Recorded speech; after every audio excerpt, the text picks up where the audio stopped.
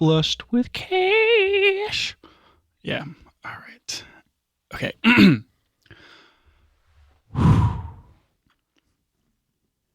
Get ready.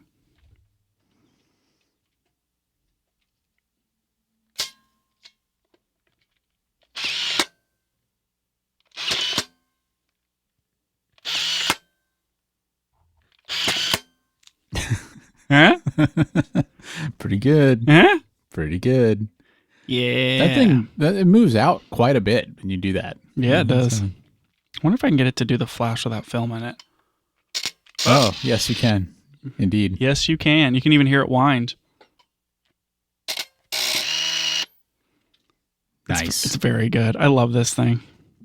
I'm gonna go and drop off film to be developed today. I had a question about this. Are you going to drop off the film from the Olympus camera? Yes. It feels a little risky to me because have you thought about what if there are crimes on that film? I mean, can I just tell them that it was in a camera that whatever and that it's probably past the statute of limitations? I'm sure you can explain all that to the police officers that show up at your house. But guys, I bought this in Japan. Look how old this film is. Don't worry about the crimes. We'll see. That's all I'll say. We'll see. Yeah. So if in a few weeks this is the podcast ends abruptly, it's because I'm now in photo jail. Yes, photo jail. Better than Japanese jail. Almost guaranteed. They might extradite you, I guess. Sometimes I wonder if Japanese jail is photo jail. They may have to take the camera for evidence. Oh, that would be the worst part. You'd be out so many yen. I know. All 2,000 yen. All 2,000 of those yens. Yikes.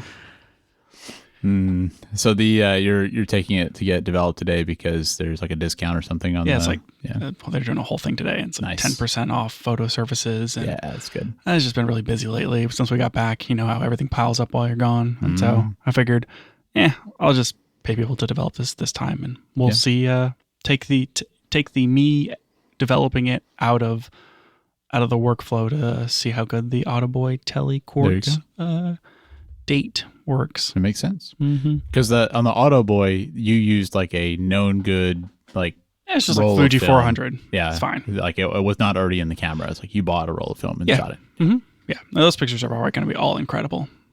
Incredible. We'll see. I don't think I took any pictures with the flash, but that leads me into my pre-show topic. Yeah, speaking of, I can't see right now because of the flash. I probably should have been careful where I pointed that. Yeah, maybe. You know how Viltrox released, Daniel, obviously you know how Viltrox released this new vintage Z1 on-camera flash. Oh, yeah, absolutely. Real familiar with... I mean, I've seen such devices before, but not that particular one. There was someone I know was like, Lucas, this flash is perfect and you should buy it. And it was something like this, where it's a really cool vintage flash. And I was like, if you buy that for me, I'll use it. I just don't use flash. Well, I think that needs to change. And I mean, it would kind of fit with the vibe cam style shooting. There's a picture of this on a Rolly 35 RF. That's cool. So I'm looking at this Petapixel article on the vintage Z1. Anyways, so this came out and I was thinking, maybe I do need to shoot with flash more. I've been doing it with my compact film cameras to really emphasize that point and shoot, whatever disposable camera look. Exactly. Yeah. That maybe I should be using on camera flash. And my main on camera flash is this big old Godox, and I can't take that everywhere. And so I was thinking, what if I had a really small on camera flash, like a super small one, little baby flash? Yep. And Reflex Lab makes this flash mini thing, and it's massively small. Is that the way you should put this? It looks like the size of, everyone probably knows, an MP235, like one of the Fuji batteries from an XT3 or an XT2. Yeah. All of our listeners know how big that is. Obviously. It looks roughly that size. That is pretty small. Pretty small. You just pop it in the hot shoe. It shoots direct flash. That seems fun. just no off access at all. No, don't need it. Straight out. And then I found this Godox IM30 mini flash, which is a little bigger. It's kind of more like a bigger block. It's sitting up there, but It's more powerful. And that could just live on the camera. Thought that was fun. And then I realized I have an EFX8 on camera flash times like 3 of them. Maybe I only have 2. I think I have 2. Why do you have that? Because it came with the XT3. And then the person that I know that sold their XT3 and all their whole Fuji kit to someone else and not me bought a Leica. Come on. Like, you know I shoot Fuji. Just sell me your stuff instead. Just anyways. They gave me their on like that on camera flash. You have 2 of these things? I have 2 of them. I think I might have gave one when I sold. No, they wouldn't have taken it. Yeah, I think I have 2 of them. Wow. And it occurred to me on the way over here, like, I already have a tiny on camera flash that I could just be using right now. Yeah. Like, why don't you have it? Why don't you have it in your pocket right now? And so, because I don't. Well, actually, I do have my XT5 with me. Forgot that you owned it. Well, it's because I forgot that I owned it until I was on the way over here. I wasn't going to turn around and go get it. Be ridiculous, fair. Daniel. Yeah. Now, we could talk about on-camera flashes all day, if you want. I feel like it's going to happen sooner or later. Maybe not today, but someday. Okay, so assuming that we don't, I'm wondering, has this happened to you where you're like, I had this gear, and you kind of forgot that you had the gear, and then you became enlightened. It's a flash joke. And realized, oh, this would be super useful, and I already have it. I'd say that often happens to me with like camera rig pieces. Oh yeah. I just have a basket full of like all kinds of little brackets and rods and, various camera rig things. And anytime I need to do something, rig something new up, I just kind of, rummage around on the basket for a while and I find something that will work. And it's like, I feel like I rarely have to buy new stuff anymore for that. So that kind of counts. Not exactly. Would you say this is or is not a good reason to just never throw anything away? I don't know about that. But, I mean, it's working out pretty good for you right now. Sure is. I mean, I've had those flashes have been sitting in there for years. Yeah. Years. It's not something I would have ever thought that you would use. Like, I don't really shoot with flash. And I feel like if you're going to shoot with flash, you need to be able to get it off camera or bounce it or something. But you're thinking too professional, Daniel. Yeah, I think it makes sense for like the vibe, like I want this to look like a disposable camera. I want this to look like it was shot in the 90s. Like, I think it makes sense for that. I am nothing if not trendy. Apparently. Welcome back to the Camera Gear Podcast. I'm Daniel. And I'm Lucas. And we're here today to talk about the gear, software, and techniques we use to shoot photos and video. When I was loading up Google Docs to start look at the podcast notes, I couldn't find our notes for today because you added like 2 things here, and you didn't recognize them. I didn't recognize them, and so I assumed that I didn't have my notes weren't loading, and I was very lost. Yep, it happens. It's very rare that I add things to the notes. So what is this? What? How dare you edit the notes for your own podcast? We all know whose podcast this is. We all know who speaks for 80% of it. So I just thought it was interesting that there seems like a lot happening this month for cameras. I feel like normally we see a lot in like April for NAB or maybe earlier in the year, like, they have all those shows in, January or whatever. But for some reason, it just seems like a lot of stuff is happening right now with new releases, and like some things have already come out, more things are being announced. Like, I don't know. It's a happening time in camera world. So I don't want to spend a lot of time on it, but I thought we could kind of go through some of what to expect for the rest of this month.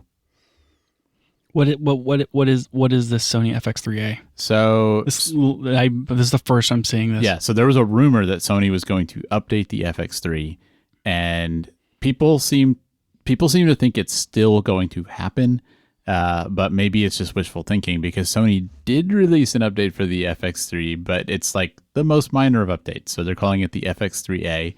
It only has a couple of changes. One is that the LCD screen is now 2.36 million dots. The original was 1.44 million. Jeez. It's a pretty big upgrade.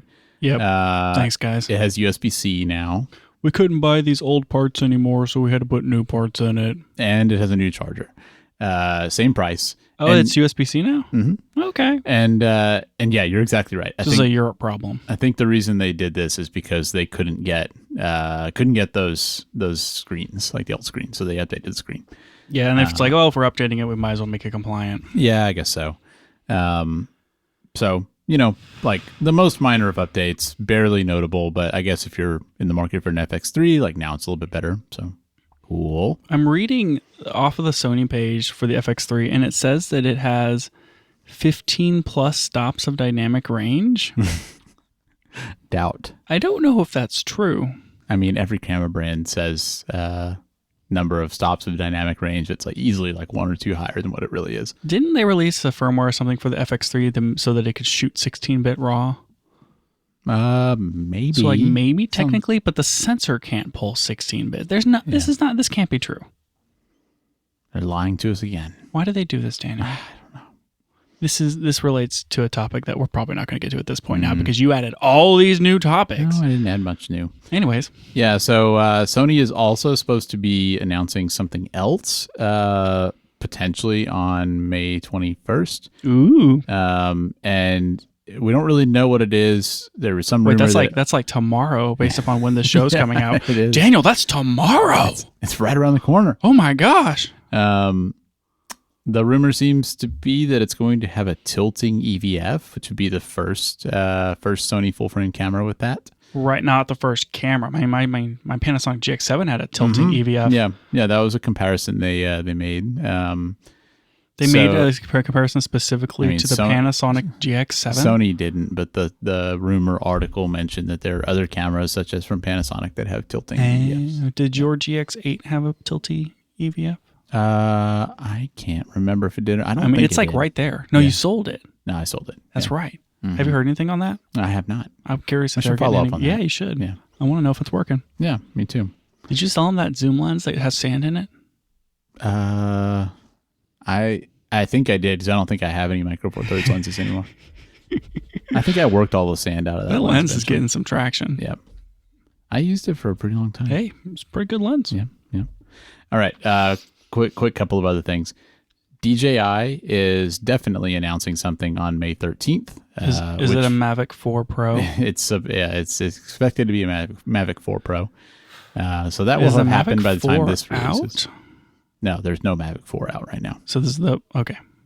It's the new thing. It's the new drone. But it won't be. It'll still be below the Mavic Cine in the lineup. Well, that's how their stuff has generally worked. But who knows what the future holds. Do they have a Mavic Cine Pro, or would it be a Pro Cine? No, it's just a Mavic Cine. Like that's they have the Mavic, and then the Mavic Cine, and the Mavic Pro. Mm-hmm. Not in that order. It's like Mavic Pro, Mavic Cine. And then going the other way, they have like the Mavic Mini Pro, and then they have the Mavic Air below that. No, and then the regular Mavic Mini. I think I don't know, man. I'm confused too. They said too many drones. They got to cover the market. Apparently, I don't know. Supposedly, like there's going to be like 8 different iPhones this year or next year. That's too many iPhones. Or they might have to split it up into like 2 events or something. That's too many iPhones, too many events. They're chasing after that DJI. Got to have as many as possible. I guess. Anyways, what's this Fuji one? Why didn't you start with it? Yeah, why didn't I start with the Fuji one? Oh, it's that one. Never mind. I don't care about this. Yeah, it's because it's their X-half frame digital camera, which we think makes no sense. Okay, two things here. Just 2 things before you even say May 22nd. If it's half of an X, why isn't it just a slash? Second point. The half frame is APS-C, sort of. Like it's in tradition, half frame is half of a full frame, which is you got a 34 by or 36 by 24 sensor. You cut it in half, sure it's 18, but like 17 technically. So 17 by 24 is the size. APS-C is like 15 by 23, kind of. So technically half frame is like smidge bigger, maybe like slightly different dimension, but roughly the size of an APS-C sensor. They already have an APS-C sensor camera. They should have just turned it sideways or made it a different dimension, not cut the APS-C sensor down to a 1-inch sensor, which is what the rumor is here. There's going to be a 1-inch sensor camera that's vertical, which is smaller than a film half frame camera, and I think it's ridiculous. But Lucas, because it's half frame, you'll get twice as many shots for the same price. Have you heard the rumor that they're also going to do a film mode where you can't change the film simulation for 36 shots? Yes, I have. Dear Lord, no. I'm only in for that if it also has microtransactions where you have to pay Fuji for use of that film simulation for those shots. I want Kodak to do that. I've been saying that for years. I love Fuji. Love what they're doing. This is stupid. Shouldn't it actually be not being able to change the film simulation every 72 shots? I guess, yeah, technically, Like if it's it really half frame. should. Yeah. Which really, if you shoot in half frame, probably get a 24 roll. So you can, which is the hack that I should be doing, is get cheaper 24 roll instead of 36 roll, and then I don't have to go through 72 shots to get there. 48. Yeah, perfect. I mean, last time I had like 79 shots. So just kept going.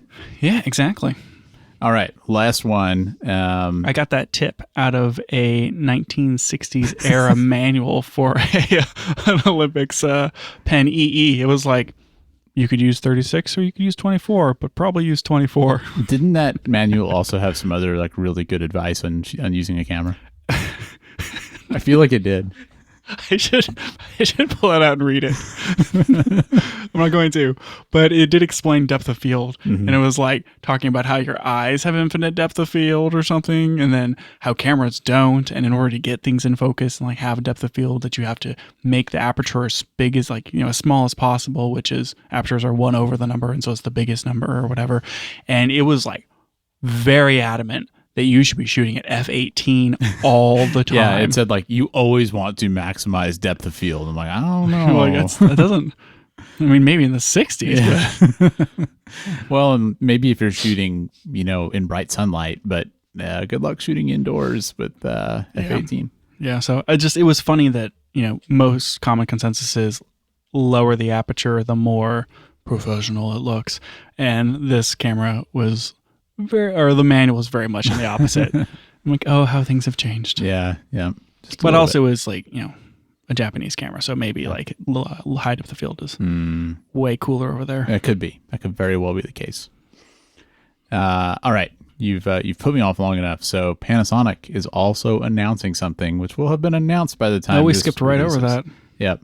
And this is one that I'm obviously excited about because maybe it's my next camera. We'll see.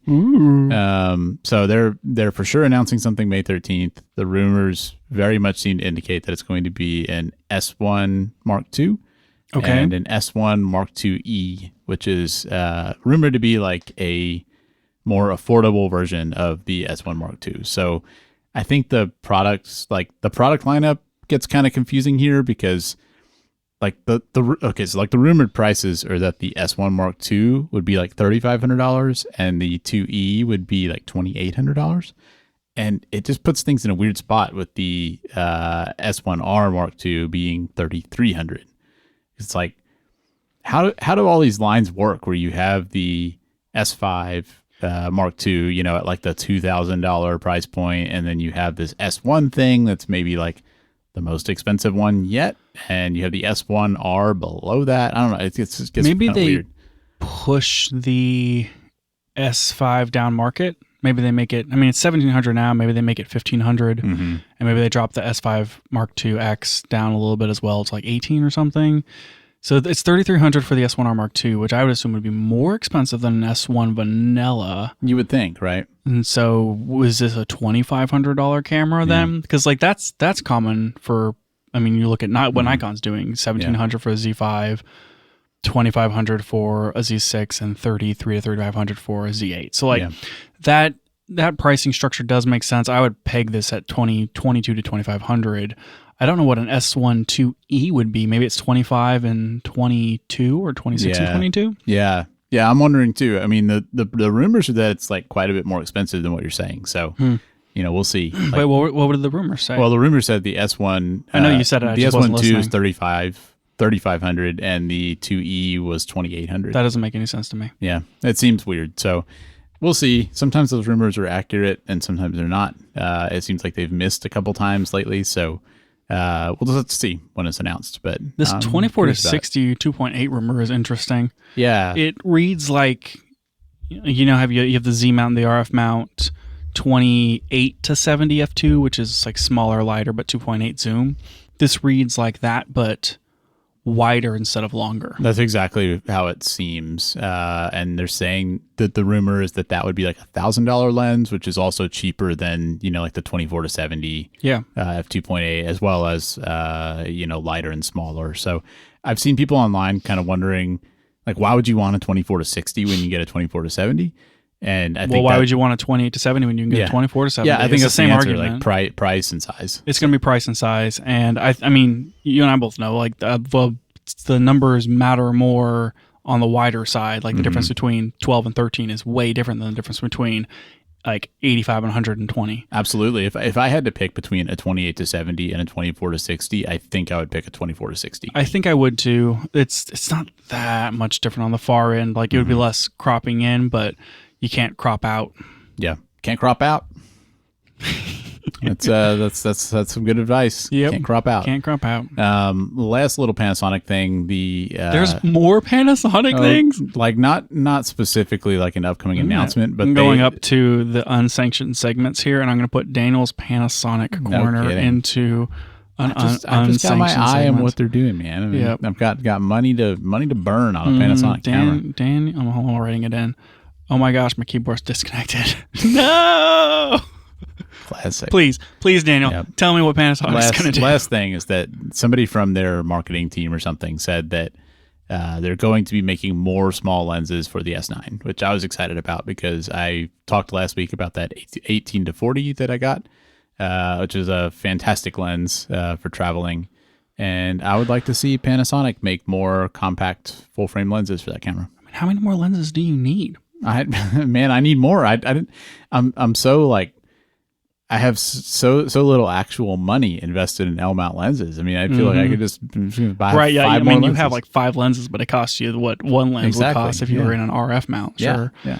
So Does Sigma have a contemporary like 35? You have a 40 millimeter, right? I have the 45. Okay. They like a 35 millimeter contemporary, like F2 GG or something.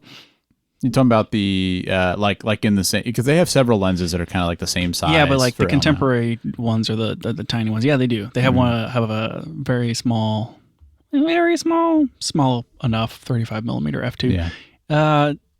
I just don't understand why that's the only lens you like. That could just be the only lens. just I feel like I proved that one could go to Japan and shoot on a 35 millimeter equivalent for a week with no problems. No problems. I mean, if Panasonic's going to release more tiny lenses, they should just release tiny 35 millimeter lenses. Just multiple of them. Just release 3 different 35 millimeter lenses. Yes. Easy. Sure. I mean, Sigma does it all the time. Yeah, that's true. Why not more? Why not more? Anyway, that's it. A lot of camera stuff coming up. More exciting things. Mucho exciting. Well, let's talk about some non-camera stuff. All right. Just kidding. This is a camera review podcast. I know, it's a joke.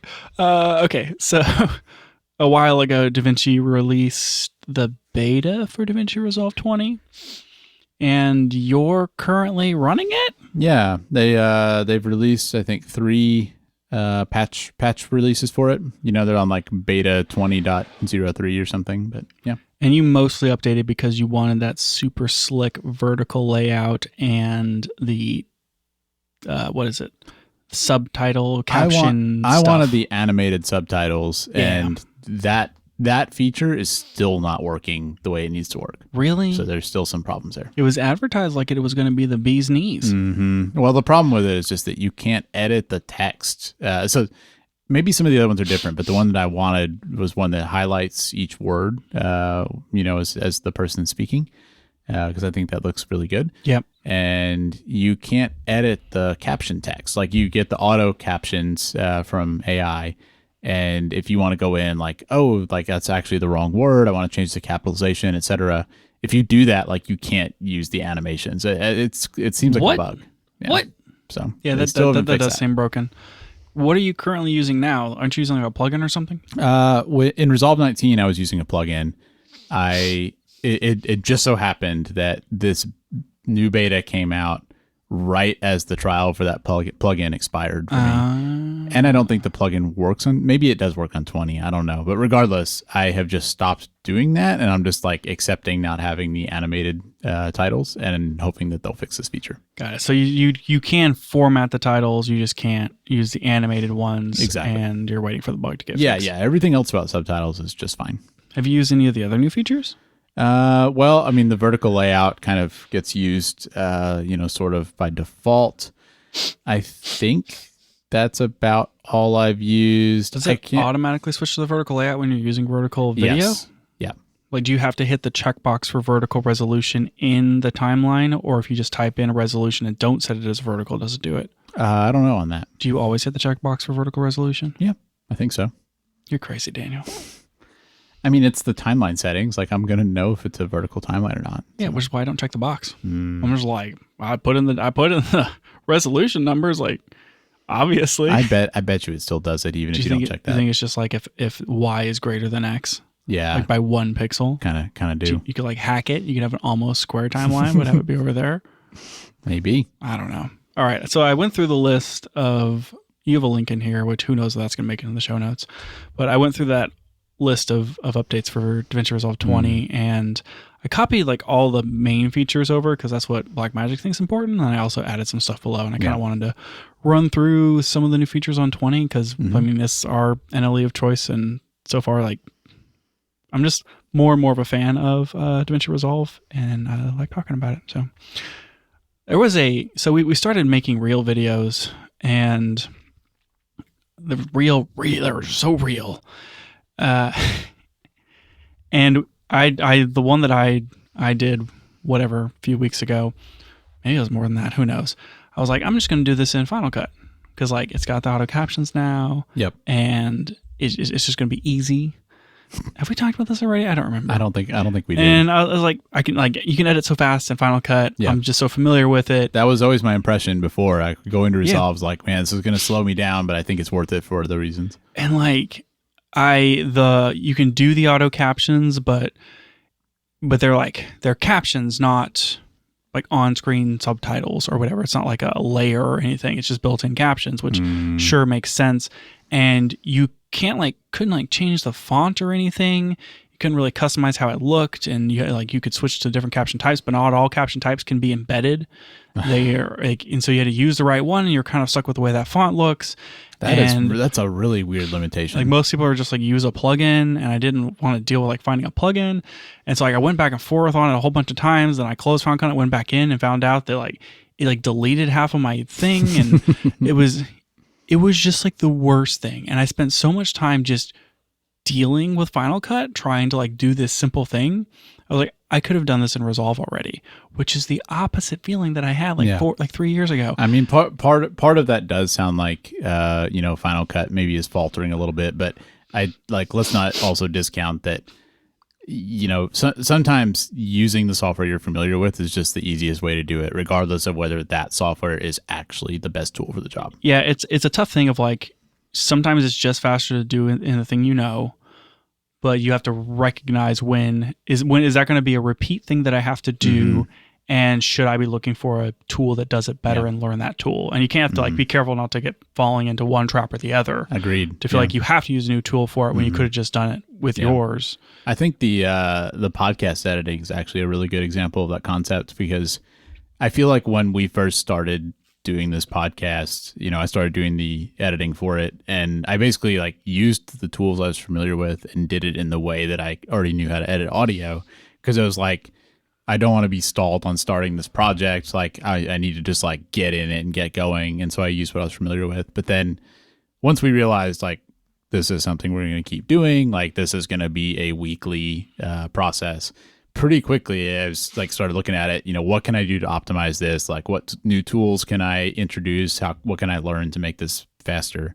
And that has paid off so much, because now editing this podcast is extremely easy, just because I've put in the time to figure out plugins and workflows and stuff that makes sense. Yeah. But yeah, you're right. You have to kind of decide when does it make sense to spend that time. Yeah. So in that process, I rage quit, and I just deleted Final Cut from my computer. I was like, that's it. And I took Final Cut and I dramatically dragged it and dropped it in the trash. My thing is, like with most video editing stuff, because I'm familiar with Resolve now, it's just kind of hard to picture how things could really be that much faster. Like I can't, and maybe I'm just being like small minded, but I can't really think of things in the Resolve workflow where it's like, this is way slower. Like the main thing that still frustrates me is, picking favorites, like making a recap video, like that type of thing. I still feel like Final Cut did better on that. Scrubbing and finding clips, and just like scrub the playhead scrubbing and not having to drag it to scrub is so fast in Final Cut. And like that's just an engine thing of how it works. Like you would have to rewrite the whole thing from scratch. And I do still find Resolve's rendering to be confusing and just not work very well. I needed to sit down and learn all those options better. Just read a bunch about it. You have to like turn on smart render and stuff, but sometimes you have to like do it for every project. And it seems like it's sometimes buggy, and I just feel like I have more trouble in Resolve getting things to play smoothly. Yeah, Final Cut's real aggressive about rendering and making sure that everything plays back as smooth as possible, as quickly as you want. But it also results in like really, really large cached ProRes like files that just sit on your computer, and unless you don't, so you know where to delete them. But anyway, I just want to underline that normally when I delete like an application, I'll go to like the application folder and I'll just do command delete so it goes away. This time I dramatically, purposely dragged it all the way across my screen and threw it in the trash. You needed that moment. I needed to just like, that's it. Straight to the trash. Yeah. Love that. So that's it. I'm never going back. And that's why we're talking about Davinci Resolve. Anyway, they improved keyframing, and I'm curious to try this out. So normally when you're keyframing, you have a clip in the timeline and you can like hit the little keyframe button and it like widens the timeline, and you can like see the graph or whatever.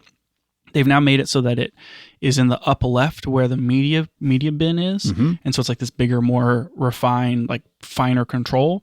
And then you can also have a version where it's like down below as well. I have actually used this quite a bit because when we make those vertical videos, a lot of times we need to keyframe motion to keep the subject in frame. Does it make it easier than like one, the keyframing before, but then two, speed ramping? Like I've always feel like it takes too many clicks to get to where you're setting the in and outs and making the curves in Resolve, and that's another thing that was way better in Final Cut because it was a lot faster. I haven't tried speed ramping yet, so I can't really speak to that. I will say I like the new thing much better. Just if nothing else, it's just a lot easier to see because you now have, like, think about what the media window is. That's a huge portion of your screen real estate, and it's nice getting like this visualization of all the different parameters you can keyframe and like seeing which ones you set and stuff. Nice. I definitely prefer that over having it in the timeline because usually when I'm editing, I have the timeline pretty small at the bottom of my screen. I'm not seeing like, tons of tracks at once. And so it seems like a pretty simple change, but this is a lot better. It's been a really long time since I've edited in Premiere, like CS6, I think. I think the last real work that I did in Premiere was in 2013, 14. It's been a while. Real long, but it used to be like that, where it was a different view for the keyframe and like up to the left of the viewer, and so that is interesting. Anyway, that's cool. That reminds me of the new timeline feature thing that they added, which I think is a little farther down. It's this like timeline source viewer thing where you can, so like if you have the two viewers up, where one's your timeline and one's your if you have like a media pool and you're going through clips, clips is in one, timeline's in the other, and you can like drag and drop between to like get things in and whatever. It's like whenever you're adding things to your timeline. They've made it so that you can see the timeline for your like the source, like what you're looking at in the media pool, over the timeline. And they made it so that it's like you can. Does this mean you can open a timeline in the source viewer? It's where your timeline is. So like if you're looking at the interface where you have the two viewers and then you have the timeline below, if you make the timeline the one for your media, it has a blue playhead and it takes over the timeline. And then if you switch, you can hit like Q or whatever and switch back to your normal timeline, which is for your thing that you're editing, and that will be associated with the viewer on the right, and that'll be a red playhead. So it's like easy to see between the two. But if you have like a really long clip, or you're doing something where like you have two timelines that you're jumping between because one has a bunch of clips that you dumped in that you're just kind of referencing, you can use the two viewers and this like dual timeline thing to like hit a hotkey to quickly switch between the two. And so you can switch to the timeline for what's in your media viewer, hit your in and out points, switch back, and like select where you want to drop it in and like hit E or W or whatever to like drop it into the timeline. That seems like it could be really good, because we were just saying one of the problems with Resolve has been, I've got like tons of video from an event. I need to pull out the key clips and then put them into this recap thing. And we still haven't really found a good workflow for that. It seems like maybe this is the solution. Yeah, I'm pretty excited about using this for the next recap video, because it's like we'll just go through and drop all the clips that we want into one timeline, and then we'll use this feature to jump between the two and like pick the clip, drop it in, pick the clip, drop it in, rather than like having to copy and paste. So this is going to be pretty good. And then even if you have like a real long, like we do those interview things, sometimes it's hard to find exactly the right in and out point without scrubbing. This might make it a little easier. Pretty cool. Yeah, so excited about that. What else did they do, Daniel, that matters? Voiceover tool. This reminded me a lot of Final Cut, where you can like pop up a mic and it has like an interface for it and blah, blah, blah. And then you can like record straight into Resolve. This was there before, but they've improved that interface quite a bit. Not really something I would use, but I think if you're like a person who makes YouTube videos, with like yourself speaking or something, I can see stuff like this being good. Yeah, for sure. You can like pop up like in your viewer, you can load in a script. So it plays the script back while you're watching the video. So you can watch the video, see the script on the video as an overlay, and then speak and have it record. That's pretty cool. So that's pretty good. What else I have here? Import Blackmagic Cloud Share folders to Media Pool. I don't know what that means. I think it's a thing where you can have some folders in Blackmagic Cloud that are like shared assets. Like let's say you have like, I don't know, photos or whatever that you use frequently in videos. You can have multiple of those. And I think there's a way you can like pull those into your media pool now. So you don't have to have like all that stuff on your computer all the time, and like you just pull what you need. Oh, so it's like on demand, not local. Something like that. I'm still curious if Blackmagic Cloud would be a good choice for us for some of this We stuff. had some problems with it last time we tried to use it. We had trouble with proxies and paths, I think. Yeah, I think we have to do it from the start rather than converting, but it'll be worthwhile trying again, because I like doing the cloud thing for the video because I can do the color on my iPad. Yeah. And that was really nice, but otherwise it's a little annoying. I do think we got in a bad spot with that, because we converted an existing project and we were also on a deadline trying to get something done. And I was kind of like, why am I suddenly getting a second copy of all these files? Like, how do I fix this? I need to get this done, and didn't really have time to I think it's something we're going to have to do together as like a setup and trial and figure out how exactly that workflow works. Yeah. Anywho, did you see this IntelliScript thing? No. Tell me about that. This is where like it's basically text editing.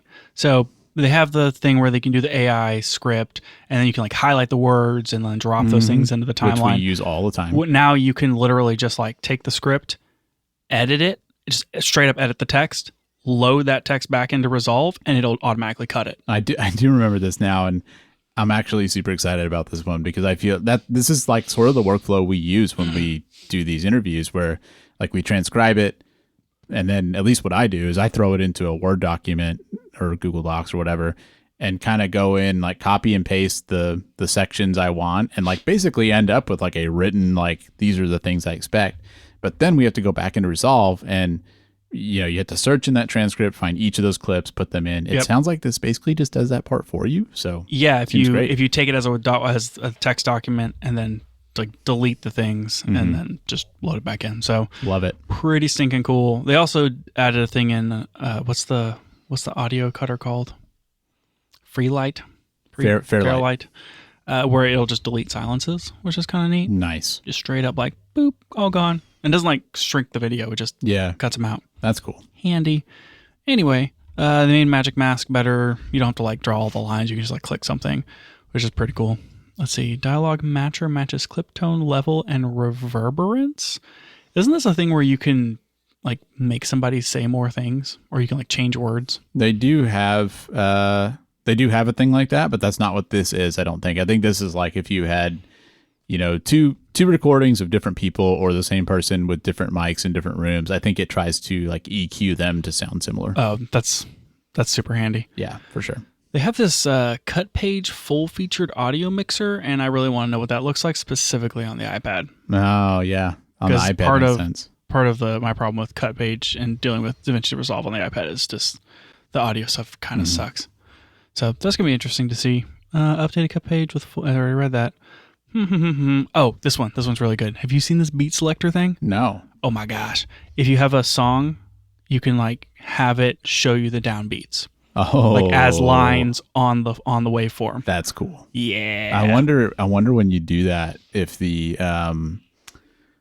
like you know how you can you click the little magnet icon and it makes it'll things snap. I bet it. Oh man, I hope so. Yeah, that'd be cool. It's the timeline source view thing, and then this beat thing. And then the next one, which is they've made it so that you can extend music tracks. Yeah. Let's not gloss over that. I'm not going to. Okay. Like, go ahead. Regardless, like a lot of the features in this, we're about to send out a contract for editing a recap video that's going to happen like in early June. Yeah. And I'm very excited to use some of this stuff and see how it goes. Oh, I'm pumped because it's like we can pick a song, and you can like cut the song down, and then if it's like free form, it can't really do it, but if it has a pretty steady beat to it, you can just like make it exactly the right length for your video or extend it or whatever. Stinking cool. Premiere has had this for quite a while. I've been jealous of it. I used to make YouTube videos and I would always put music in the background, and so like I spent so much time in Final Cut doing this where I'd have a song and like I know I want to use this song for this segment, it's like a minute too short. Spent so much time making a copy of it and then like, basically looping it myself, and trying to get that to sound just right. Yep. Such a pain. This basically does it for you. Oh yeah. It's super great. And I know that it's simple, but the lines for the beats is just one of those things where like, if you've ever been editing something and you're like, go back, play it again, trying to like get all those cut points to exactly line up with where your beats are and that sort of thing, especially if you're doing a lot of cuts. Man, it's like sometimes what I'll do is like I'll put like a blank title in there and I'll play the song and I'll just like cut and I'll just like hit spacebar or drop marks or whatever along the video, or I'll like actually maybe that's what I do. Yeah, I'll play it back and I'll drop marks along the video at all the cuts so that I have a snap point, so I can drop in clips and just run them to the snap. This basically does it for you. It also is a good sanity check, I think, because with Resolve's problems with rendering and such, sometimes I feel like when I'm playing stuff back, it's like kind of laggy and stuff and like doesn't necessarily line up perfectly with the audio. And this seems like it could be nice to like, give you some data to look at rather than just listening. Yeah. If you're doing a lot of audio processing, sometimes it has like a few issues starting up, but super cool. Let's see. Oh, have you seen this auto angle switching for multicam? Yeah, it's exactly like the auto pod thing they had in Premiere, where you can have multiple speakers and it will automatically switch multicam angles. If we ever did a video version of this podcast, that would be really good. It would just basically just edit it for us. Yep. Very good feature. It's just one of those things that Premiere had for a long time and Resolve didn't have, and it kind of gave me like a bad feeling. It's like, man, I wish my program could do that. Yeah, they're just like closing the gap. They really are. He didn't, what's his name, the CEO guy, say like, this is a free update, but who knows if they're always going to be free or something? He pretty strongly indicated that at some point they might charge for updates. I'd pay it. Man, like with the amount of features that we've gotten, I would too. I mean, it makes total sense. If it's like here, this next one's not a free upgrade for, the pro version, but the free version is still free. Who knows? Maybe they do it. I mean, we don't know what they would do. Maybe it would be like, last, you can update if you're using any of the last 5 versions or, what I mean. Well, it may not be like suddenly this program costs $300 a year. Like, hopefully it's not something like that, but yeah, that would be frustrating. It would be fair for them to charge something for all the work they've done here. It's like I spent $300 once.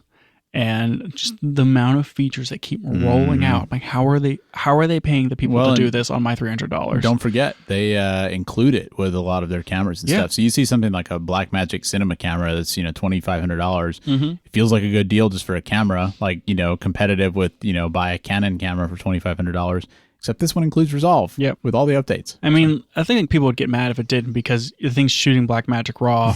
You can't really edit that in anything else. No, it's a fair point, but I'm just saying like you're getting a lifetime Resolve license Yep. with that, and it would be fair for them to Crazy. charge for updates at some point. Yeah, so I guess you have to see. Maybe it's like if you have a camera or the Blackmagic raw stuff is always free, but some of these other features aren't. Could be. Yeah. Anyways, let's see. We talked about that. Improved transcripts is one. That is something I've noticed. So, so first off, they've moved a lot of things now to a AI tools menus, which it took me a while to find at first, but you can transcribe a clip and see the transcripts, and they have definitely improved the transcripts in terms of it just like understanding things properly and being formatted well and all that. So I didn't even see this bullet point, but like I noticed it when I used the tool. Oh, nice. That's good. They made it so you can super scale up to 4 times. Nice. When we use that a lot for like, oh, here's this video and I need to drop a picture in, but someone screenshotted it from Facebook and it looks like absolute garbage. Yep.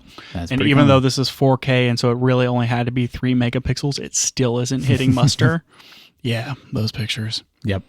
Anyway, we already talked about the subtitles. They've added support, or they're adding support for Samsung Log and Aces 2.0. Nice. But no word on F-Log 2C. Of course. Yep. Gamma. Someday. Yep. Anyway, they now support ProRes on Windows and Linux. That's kind of a big deal. I didn't realize that you couldn't pull in ProRes on Windows and Linux. Is it that it can't? Is that what they did? Like, because there's encoding and decoding, right? Like, not sure. Yeah. So they added something for support there, which, I mean, we're on Mac. I don't think we had hit any problems, but probably pretty big news for those. Yeah, no, I think that's a pretty big deal. So super good. They've added some additional features for decoding 3D video, particularly because like they have that Ursa 17K or whatever now that can, or is it the 12K that comes with the whole like eyeball thing built in. Yeah, that's right. So good that they've added some 3D decoding for that. Otherwise, I think that's mostly it. If you bring in a PSD file, like a Photoshop file, you can now split that in your timeline, all the layers. And so like if you have a file there that you're bringing in for that graphic, you can hit a button and then make all the layers line up on the timeline above it. I could see it being useful, maybe. Yeah, so that's super handy. They there's a quick export button in the top right. They made it so that you can take your custom exports and then save it to quick export. Oh, I might do that. So it's like if you're always doing one certain type of thing, you can just like boop in the top right corner on the edit page. Don't even have to go to the delivery page for it. I might do that. Yeah, that's super pretty cool. Super handy there. I'm gonna definitely set up custom because we always do the same exports for like certain resolutions. And I've never made custom exports, and I probably should just do that. And so I'm going to do that now. Yeah, pretty good. Yeah, like when I make those real videos we do, like by default, when you do subtitles, they're not burned into the video. They go as a separate file. Right. And they're embedded or whatever, but not burned in. Every time I forget to change that setting, and then I play it back. I'm like, oh, there's no captions on this. Guess I better. You just have to turn on closed captioning. What's the problem? Yeah, easy. Turn on closed captioning. Yeah, just hit the CC button. Yeah. What if you had CC on by default in what was it, QuickTime, and so you didn't notice? Never noticed. Yep. that would not be good. Like, I don't know. It's showing up on my computer. Anyway, I think that's everything. We probably talked about Davinci Resolve for too long. Yeah. So very exciting update though. It's like every year they keep impressing us with new features. Yeah, definitely worthy of jumping to 20, I think. And I should probably go ahead and download the beta since you're already on the beta, and I've been not doing that. Yeah. I'm over here on 19 still. Slacker. I know. Better get with it. What am I even doing? Cool. Okay, I want to talk about a lens, and then I want to talk about like one more thing. Okay. So open link, move to Safari, done. This is TTArtisan's new 35mm f2.1 cinema lens. It's got like the gears on it. It's fully manual. It's super cheap, like $330. And it's 35mm and it's T2.1. And it comes in X mount and Z mount and L mount and RF mount and E mount.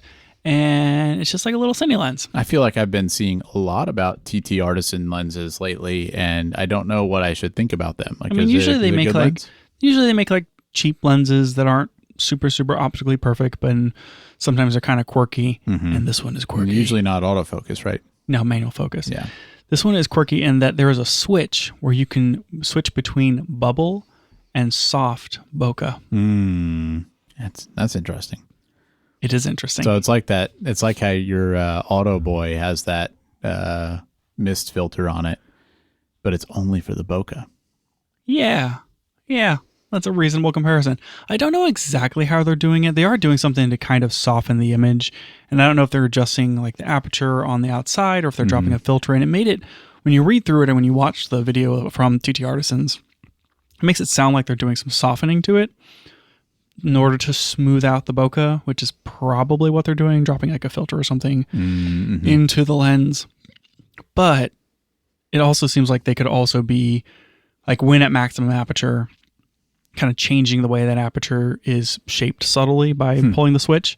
Have you opened this link? No. You got to open the link, Daniel. That's a lot of work. There's pictures, and this isn't gonna make any sense because I don't even know if you know what a soap bubble.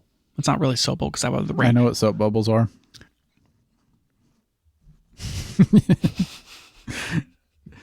You said you didn't know if I knew. I mean, okay, I'm looking at these pictures.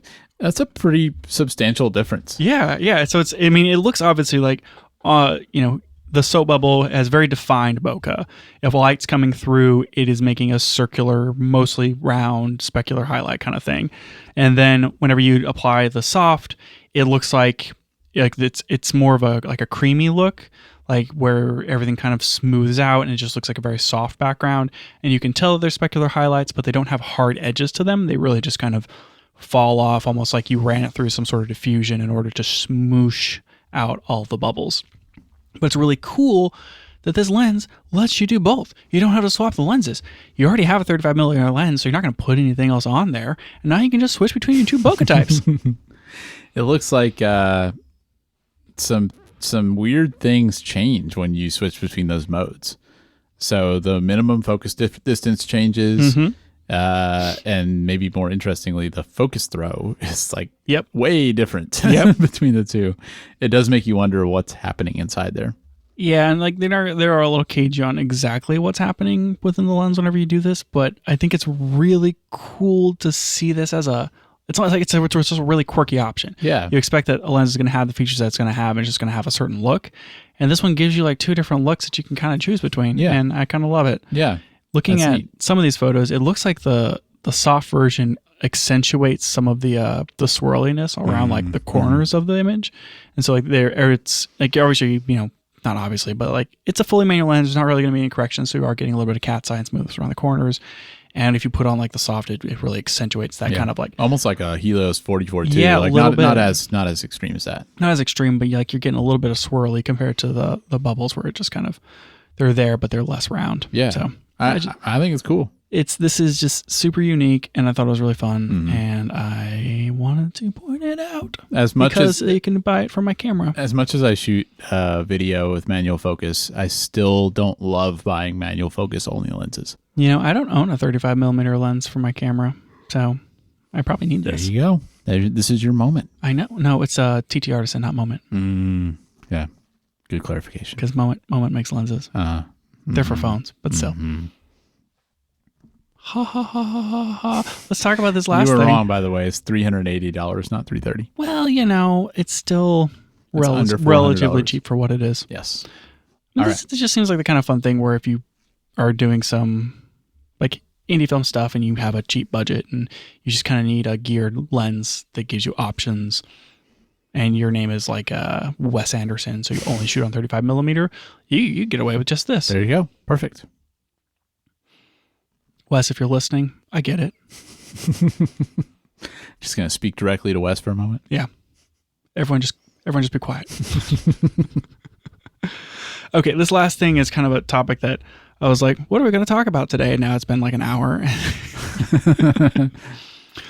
Anyway, and this is less of a Lucas knows what he's talking about and more of like, I kind of just don't understand this. And so now I'm going to talk about it and maybe people will explain it to me. Yeah, maybe somebody will write in and tell you what's going on. Maybe someone will just like write in and be like, Lucas, you're an idiot.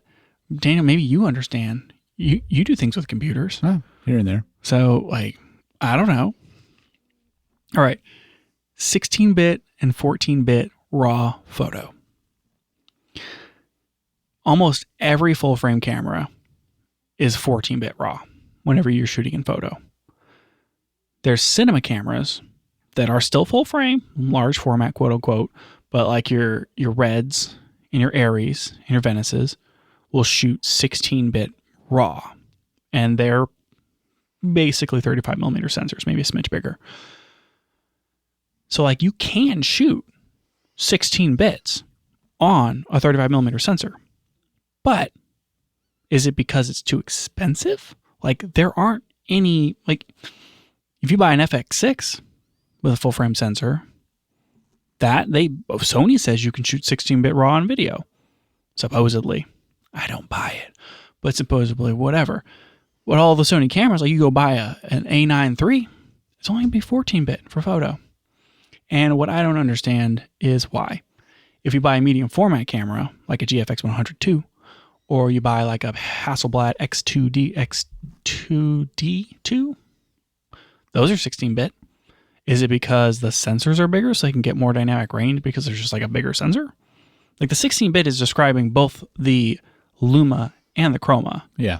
And so it's not just a matter of like on a 16-bit you're getting so many more trillions of colors, which you are, but it's also describing the dynamic range. And because like the bits are 2 to the power of, and because light doubles with the stops, a 16-bit sensor can capture 16 bits of dynamic, 16 stops of dynamic range. A 14-bit sensor can capture 14 stops, like period. Like that's what it can do. If it's linear RAW, it can capture 14 stops.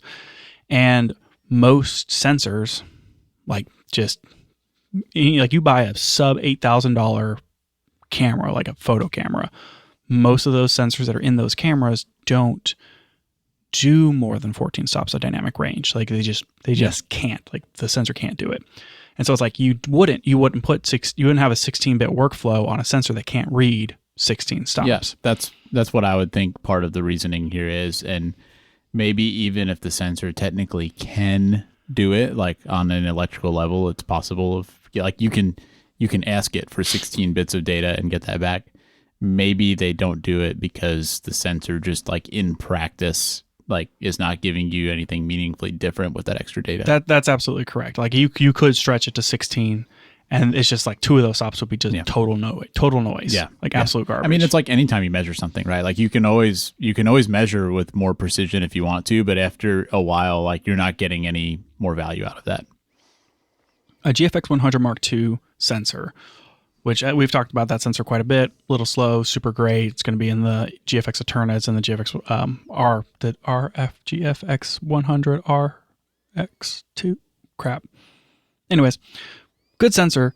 Those GFX cameras do 16-bit RAW. Is it because it's bigger? The pixel pitch isn't any bigger. It's like 3.76 microns. It has a smaller pixel pitch than something like an A7R5, which is like 5 or something microns. No, did we look that up? And it's the same. It's like roughly the same as far as... I thought it was pretty similar. Yeah, an A7R5 and a GFX 100, like basically the same pixel pitch. But you could, like if you look at a stinking, I don't know, FX3 or A7S3, it's almost like 8 or something. It's like those pixels are twice as big. How come that can't shoot 16-bit RAW? Yeah. So I think part of it is that in some cases the sensor can't like actually make use of it, but I honestly think it comes down to processing. I mean, I'm guessing too, but it's got to be quite a bit more processing like power and resources needed to do 16-bit versus 14-bit. And you notice that some of the cameras that can do it are more expensive and bigger.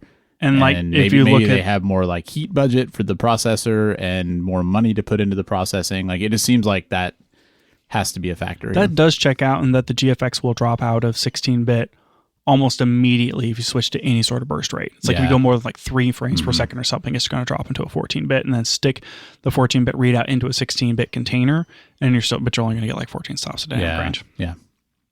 So it seems like maybe it's a matter of just the sensor technology isn't there, and that's why we're only seeing it in super expensive cinema cameras.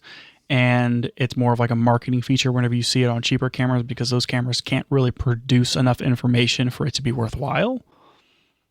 Question mark. I mean, I'm saying it's both. I think it's some combination of the sensors not really being able to to process anything at that, like to take advantage of that, and then also that the processor in the camera just can't handle it. I think it's both of those things. It was a big deal for a while whenever Nikon was doing 14-bit RAWs and Canon was doing 12, and then Canon finally made the jump to 14-bit.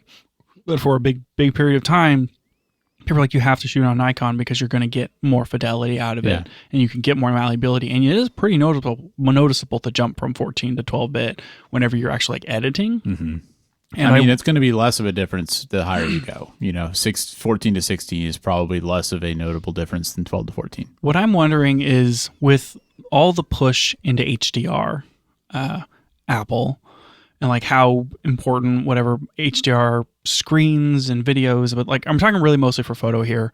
Like the more we're talking about shooting and developing and like editing in HDR, and like videos HLG, obviously photos like a little different.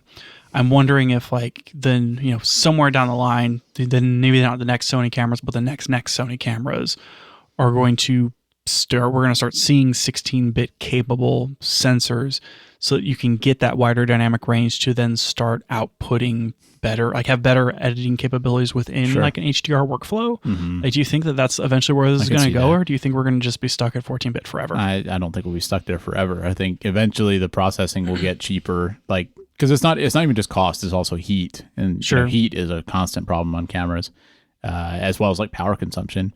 And eventually those things are going to improve to where you can process more data at a, with a cooler chip that takes less power and costs less. Yeah, for sure. So, I mean, I feel like once the chips can do it, I think there will be justification to get whatever you can possibly get off the sensor, like even if it's diminishing returns. Yeah. I mean, in video, we're not even at the point where reading out a compressed codec in 14-bit is uniform. Yeah. Almost across the board, except for the XH2S. It's 12-bit off the sensor, or 12-bit whenever you're encoding it, unless you start shooting in a linear RAW format. Yeah. So there's a ways to go here on the technology. Yeah. So like video is going to be quite a bit out unless you're doing raw video, and where you're just literally just dumping information off the sensor. But I am curious to see where photo goes in this regard, and whether or not we're going to get the benefit out of it. I feel like screens and everything that we look at and all those pipelines, and particularly like the web still being sRGB, it's just like there's nothing that like delivers the images and that views the images that is, I feel like that's never going to catch up. Yeah, but as we've said in the past, even if what you're looking at it on ultimately is a low bit rate or low bit depth screen, having the data is still really helpful for editing. Yeah, absolutely. Like especially with like the cutting and the trimming and the removing background pieces and adjusting the color and all that sort of thing. I don't know. I feel like we've been stuck at 14-bit for like a decade. Yeah, it does seem that way. It's like, oh, here's the standout feature of medium format cameras is that they're 16-bit, and you have these Hasselblads and these Fujifilms that are 16-bit, raw files. And every time I think about that, I'm like, well, why isn't Sony's flagship camera 16-bit RAW? It's a valid question. I just like they'd have to probably do a new RAW format, which fine. Yeah. I don't know. Do you think that like the A7 R6, like maybe that's it? Maybe they drop 16-bit RAWs with it? Do you think we're like close enough that could happen? It'd be interesting because you wonder if it would be the same as like that Nikon versus Canon thing you were talking about. Like, would that suddenly be a big reason to use Sony over the other brands? I don't know if people care, but it seems like whenever I read reviews about the GFX cameras, like there's a comment on it of, the 16-bit RAWs, you get better color and dynamic range and fidelity out of the photos and editability compared to the 14-bit. And it is a noticeable difference. And I'm wondering if, like, do photographers who care about specs care enough that when that shoe drops, it's going to be Sony, but whenever Sony was like 16-bit RAWs in Sony now, like if that's going to make a huge difference and people are going to switch. Yeah. Yeah. I think it will be Sony, but I don't know. I hear what you're saying. Like, is it going to be a selling point? Like, you don't think people are going to care that much? Well, I do think people, I think it'll be a selling point, but I don't think that many people will switch. I think Sony bros will use it to say that their camera is superior. Maybe some people would switch, but it's probably like there's so many things that differentiate these cameras, like the experience of using a Canon versus a Nikon versus a Sony. Yeah. I feel like for anybody who's in one of those systems, it's not just the cost of switching in terms of like selling your lenses or whatever, but it's also each of these brands just makes different trade-offs on like usability and like the way that they specifically do like their color science, and just like the feeling of using the cameras, I feel like is so different that's way more meaningful than 14 versus 16-bit. Yeah, I think that maybe 12, even when it was 12 versus 14, it was not enough to make everybody switch to Nikon. Yeah, I mean, they were not. still all Canon people. Yeah. And so I think that you're right there, and it's not going to maybe drive everything. I would wager that the new 50 to 150 f2 zoom would drive more people to Sony. That's a way bigger factor. Yeah, than something like 16-bit RAW. Mm-hmm. Though personally, I'd be pretty excited about 16-bit RAW. You just shoot everything on film anyway. Yeah, you know what? Good point. You know what has a lot of dynamic range? Film.